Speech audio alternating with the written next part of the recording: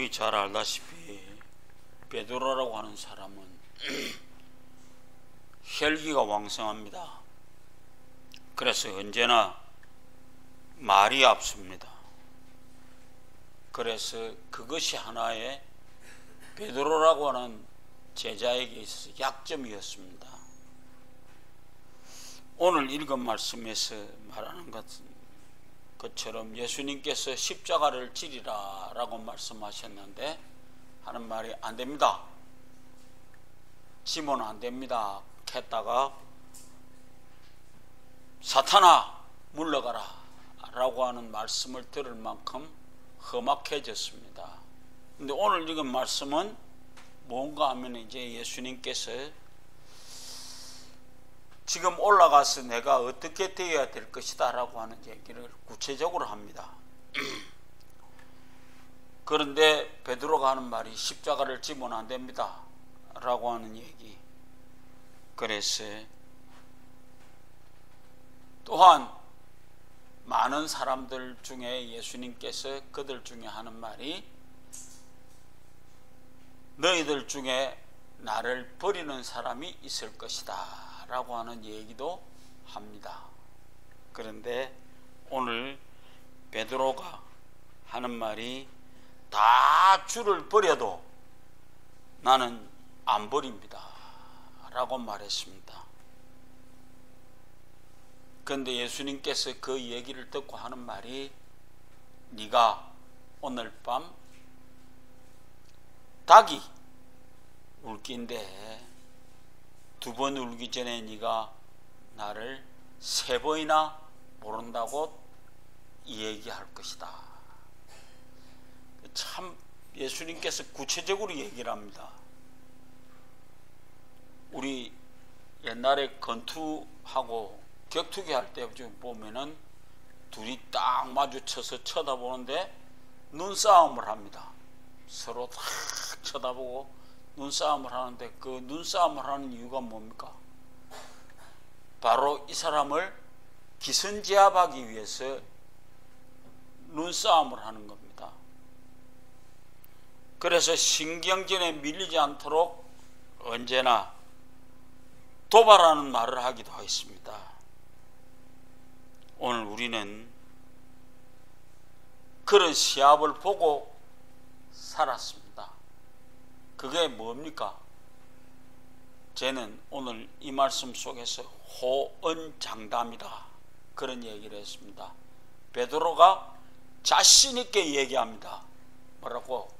다른 사람은 다 버릴지라도 나는 버리지 않을 겁니다 라고 하는 얘기를 했습니다. 옛날에 핵주먹이라는 별명을 가졌던 마이크 타이슨이 유명한 말을 했습니다. 누구에게나 그럴듯한 계획은 있다. 그러나 맞기 전까지는 이 얘기가 자신 있는 것 같이 되지나 몇 방 맞고 나면은 그때부터는 상황이 달라진다. 그 핵주먹 가졌던 타이슨이 그냥 앵간하면 다 때리 눕혔습니다. 그 사람 입에서 하는 말이 다 말은 다 한다. 그러나 실력은 그때 까봐야 한다. 그런 얘기입니다. 오늘 베드로가 자신 있게 얘기합니다. 다른 사람은 다 버릴지라도 나는 안 버립니다. 얼마나 자신 있는 얘기입니까? 제가 보고 있는 이 성경에 보면은 그 위에 베드로의 장담이다 이런 얘기를 써놓았습니다. 나는 걷다가 하나 더해서 호언장담이다 그런 얘기를 써놓았습니다. 이게 요즘에 근거 없는 자신감으로 사는 사람 많습니다. 난 요즘 오면서요, 문재인 대통령이 얼마 안 남았습니다. 이제 한 1년 경거히 남았는데 그동안에는 그냥 얼렁뚱땅 넘어가디 이번엔 저거 집 양산에다 특산기 국민의힘에서 하는 말이 그 농지법 위반이다 이런 얘기를 한 게네 이번에는 큰 소리 빡 쳤습니다. 그랬는데 그 다음 국민의힘에서 뭐라고 그럽니까? 웃기는 소리 하지 마라. 당신은 어떻게 되었든 농지법 위반이다. 근데 이번에 보니까요, LH 문제나 이런 모든 것이 정권 말기에 일어나는 모든 일들의 축소판으로 일어나고 있습니다. 그래서 나는 자신이 얼마나 연약한 존재인지를 인식하지 못하고 자만하고 만용을 부리다가 나는 크게 좌절할 수밖에 없습니다. 오늘 본문의 베드로가 그런 모습입니다. 본문 내용을 보면 예수님께서 잡히시던 날 최후의 만찬 자리에 있었던 일입니다. 최후의 만찬에서 일상적인 유월절 만찬과는 분위기가 사뭇 달랐습니다. 뭐라고 그랬습니까? 먼저 너희 중에 누군가 하나 나를 배신할 것이다 그런 얘기를 했습니다. 그러니 얼마나 살벌하겠습니까? 그 많은 12제자 중에 한 사람이 예수님을 팔 거다라고 하는 얘기를 합니다. 근데 또 하나 더 재밌는 얘기는 내하고 같이 만찬 그릇에 손 넣은 놈이 그놈이다 그런 얘기를 합니다. 그런데 그 소리와 함께 가룟 유다는 나가버렸습니다. 그리고 나서 제자들이 다 예수를 버릴 것이다 라고 하는 것을 27절에 말씀합니다. 그리고 예수님께서 다 버릴 것이라고 했으니 얼마나 참담한 얘기입니까? 예? 같이 이때까지 살아왔는데 다 버리고 갈 것이다 라고. 요한복음 같은 데 가면 가고 나서 그러면 너희도 갈 것이냐라고 묻습니다. 너희도 갈래? 그런데 베드로가 그때도 자신 있게 다른 사람 다 버릴지라도 나는 안 버립니다 라고 큰 소리 빵빵 쳤습니다. 오늘 우리는 신앙을 지켜가는 데 있어서 큰 소리 친다고 신앙이 지켜지는 게 아닙니다. 오늘 우리는 주님이 베드로에게 예수님을 부인할 것에 대해서 구체적으로 얘기합니다. 뭐라고요? 닭이 2번 울기 전에 나를 3번이나 부인할 것이다. 얼마나 무서운 얘기인지 모릅니다. 호언장담하고 큰소리 빵빵 쳤던 그 베드로에게 까불지 말아라. 닭이 2번 울기 전에 니 나를 모른다고 3번이나 부인할 기다. 이런 얘기를 합니다. 이에 질 수 없습니다. 베드로와 많은 제자들이 그때 가졌던 마음들이 무엇일까요? 과연 우리가 선생님을 배신할 것인가? 라고 하는 생각을 가졌을 겁니다. 그런데 수제자라고 하는 베드로가 자신 있게 합니다. 다른 사람은 다 버릴지라도 나는 안 버립니다. 얼마나 자신만만합니까? 여러분, 오늘날까지 이 본문이 주는 교훈이 무엇일까요? 첫째로 예수님이 가진 큰 그림을 얘기합니다. 큰 그림은 2가지입니다. 하나는 십자가를 통한 구원의 완성을 향해 가는 그림이고, 또 하나는 제자들이 실패한 후에 다시 회복시켜주는 그림입니다. 예수님이 오신 목적이 십자가에서 우리의 죄를 대속해 주시기 위해서 구원을 완성하는 것이 큰 그림입니다. 바로 그 예수님이 십자가 위에서 돌아가 주셨기에 오늘 우리는 살았습니다. 죄와 허물로 죽었던 우리입니다. 죽을 수밖에가 아니요, 죽었던 우리입니다. 그런데 예수님이 십자가 위에 돌아가 주심으로 우리는 구원을 얻었습니다. 하나님의 구원 계획을 실현하기 위해서 완수할 시기를 앞두고 예수님은 이 구원의 큰 그림을 우리에게 말씀해 주고, 예수님의 가장 큰 장애물인 제자들이 십자가를 지지 못하도록 방해하는 것이 오늘 예수님이 말씀하시는 첫 번째 방해되는 그림입니다. 두 번째 그림은 제자들이 실패할 것을 알고 계신 예수님께서 앞으로 그들을 다시 만나 회복시켜 줄 계획을 알려주십니다. 스가랴 13장 7절 말씀을 인용하시면서 내가 목자를 치리니 양들이 흩어지리라. 양이라고 하는 존재는요, 그 목자가 어떻게 가느냐에 따라서 움직여 가는 겁니다. 그런데 목자를 치면은 양들은 흩어지게 되어져 있습니다. 그런데 양은 철저하게 목자를 의존하는데 양을 치던 목자가 공격을 받아서 쓰러지면 양들이 목자를 보호하고 지켜줄 수가 없습니다. 목자가 쓰러졌을 때 목자가 다시 회복되어 양들을 보호해 줄 때까지 버티고 기다려야만 합니다.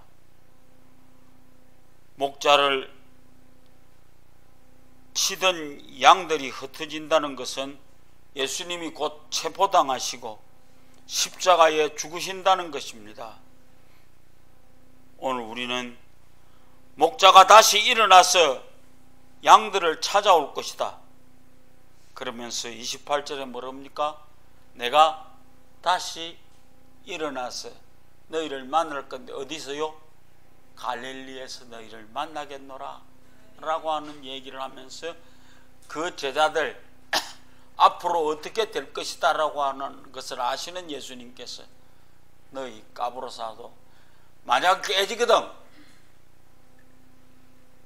십자가에 내가 돌아가고 난 사흘 후에 다시 부활해서 내가 갈릴리에 가서 너희를 다시 만나리라. 갈릴리라고 하는 곳이 뭡니까? 제자들이 거기에서 복음을 전했던 곳입니다. 처음에 전도가 시작되어졌던 것입니다. 그래서 갈릴리로 먼저 간다는 얘기를 오늘도 우리는 기억하십시오. 예수님은 우리를 반드시 찾아오신다 라고 하는 것입니다.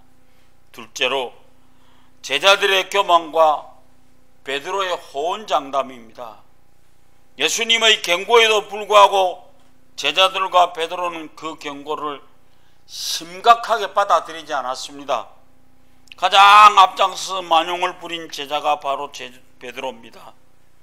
결국 베드로는 부끄럽게도 예수님이 예고하신 그대로 주님을 부인하는 실수를 저질렀습니다. 그렇게 된 이유가 무엇일지 한번 보겠습니다. 첫째로 베드로는 너무 자기를 과신했습니다. 자기를 너무 믿었습니다. 지나친 과신은 우리에게 건물입니다. 예수 믿는 사람들이 자기 과신이 자기를 엎어뜨릴 때가 너무 많습니다.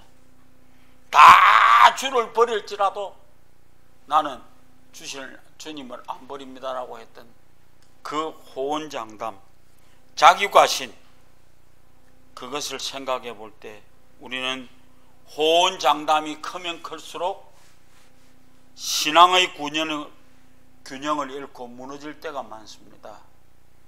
두 번째로 우월감입니다. 베드로는 자타공인한 수제자입니다. 오늘 우리가 말하는 보이지 않게 행님 리더십을 발휘하고 있었을 것입니다.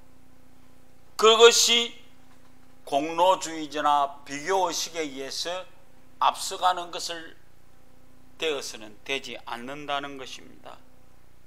다른 제자들을 보고 뭐 얘기할 건 무엇입니까? 나는 자신 있게 주님을 버리지 않겠습니까? 라고 하면 않겠습니다 하면 될 긴데 뭐라고 하면 다른 제자들은 다 버릴지라도 그러면 이 제자들은 다 필요 없고 나는 최고고 이렇게 되는 그 우월감 자체가 베드로를 거꾸로 틀었습니다. 세 번째로 말씀의 경고를 무시했습니다. 베드로는 호언장담하면서 예수님의 그 실패와 부인을 매우 구체적으로 예고했습니다. 예수님이 오늘 밤 닭이 2번 울기 전에 네가 나를 3번이나 부인할 게다.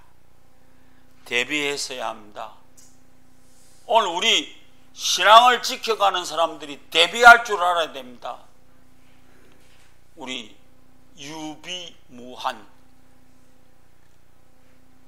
준비하는 사람은 넘어지지 않습니다. 오늘 우리는 말씀을 무시하고 심각하게 받아들이지 못하는 사람, 창세기에 나타나는 사람 누가 있습니까? 롯의 사위들. 그 얘기를 뭘로 받았더라? 농담으로 여겼더라. 절대로 하나님의 말씀은 우리에게 농담이 되지 않습니다. 분명히 지켜야만 합니다. 그 다음 52절 이하에 나타나기를 예수님께서 제자들을 데리고 기도하러 갑니다.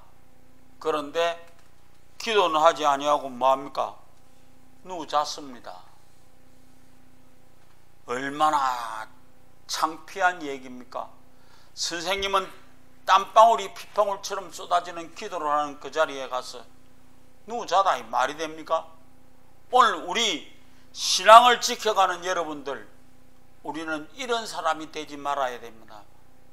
분명한 것 하나는 우리는 기도하는 사람들이 되기를 바랍니다. 기도하지 아니할 때 얼마나 무서운 일이 생기는지 잘 보여주고 있습니다. 마지막으로 베드로와 제자들의 모습은 우리의 모습이기도 합니다. 베드로의 호언장담이 얼마나 비참하게 무너지고 있는지를 보여주듯이 신앙을 장담할 수 있는 사람은 아무도 없습니다. 신앙생활을 오래 할수록 충성하는 사람일수록 자기 과신과 우울감에 빠져서 시험에 대비하지 못하는 경우가 많습니다. 거기에다 말씀의 경고를 무시하거나 깨어 기도하지 않는 것은 우리의 신앙을 지킬 수가 없습니다. 갈릴리에서 제자들을 만나실 것을 예고하신 주께서 제자들에게 부활의 몸을 보여주시고 다시 사명을 주신 것처럼 우리의 실수와 실패에도 불구하고 우리를 다시 세워주실 주님을, 우리의 신앙을 다시 세워주실 예수님을 기억하시면서 우리 신앙을 일으켜갈 수 있는 여러분 되시기를 주의 이름으로 부탁을 드립니다.